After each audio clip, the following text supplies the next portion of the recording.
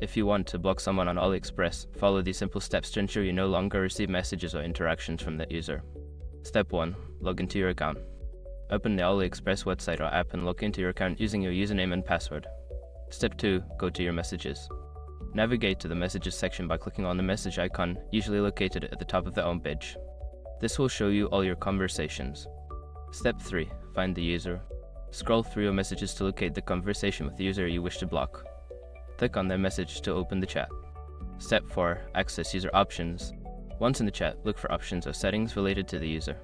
This may be represented by 3 dots or a gear icon, depending on the platform you are using.